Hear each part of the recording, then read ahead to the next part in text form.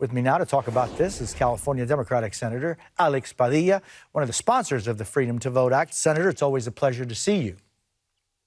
Good to be back with you. Senator, you've got all 50 Democrats on board with the bill, but you need 10 Republican votes to move it forward. Have you and your co-sponsors been able to find at least one of those? I mean, what happens if this bill doesn't get any Republican support? So we certainly have been trying to take Republicans at their word that reforms to our elections should be done on a bipartisan basis. But to be honest, Jose, I'm not holding my breath. We haven't gotten any yeses to this focused Freedom to Vote Act, which, as you said, covers all the proven best practices for ensuring access to the ballot and, by the way, strengthens the integrity of the electoral process. So I think sooner rather than later, we're going to be facing that critical question. And as my colleague, Senator Angus King from Maine put it earlier today, democracy is more important than any Senate rule. So it's the filibuster that has put us in this position, the Republicans refusing to cooperate, despite the attacks on the right to vote in state house after state house. So if we need to adjust some rules around here to protect the right to vote, then that's what we're going to have to do.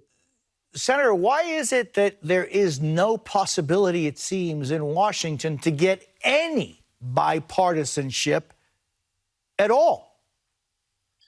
Look, I think that's a question for my colleagues across the aisle, and starting with their ringleader, Mitch McConnell. I got to tell you, Jose, it's been pretty offensive throughout the year to hear Republicans say, well, we should modernize elections, but it has to be done on a bipartisan basis.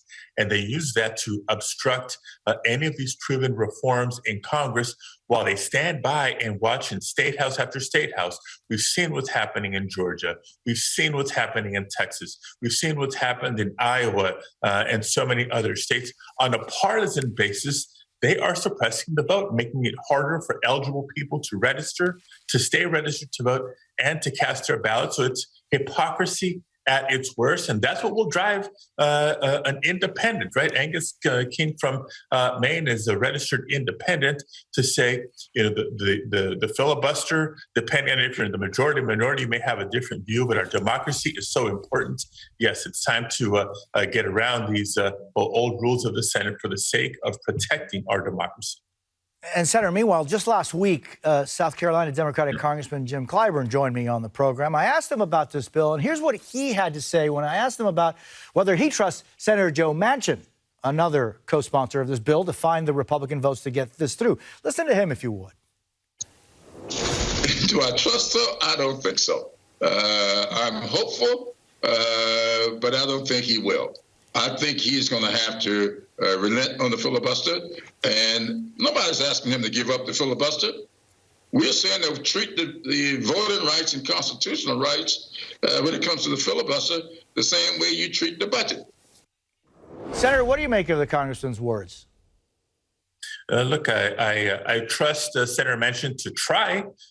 He has been successful in other efforts, whether it's the bipartisan part of the infrastructure packages we're trying to get done. But when it comes to voting rights, I think Republicans have made it clear, not just this year, but for many years, that they're just not interested in making it easier for eligible people to be able to easily cast their ballot. It's how they're trying to cling to power with their outdated ideas and policy positions, and the American people deserve better. And so if it means changing the rules around here to protect people's fundamental right to vote, then that's what we're going to have to do. I think Joe Manchin might have just learned a hard lesson about a willingness for bipartisanship when it comes to voting rights.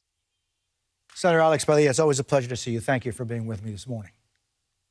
Thank you. Stay safe.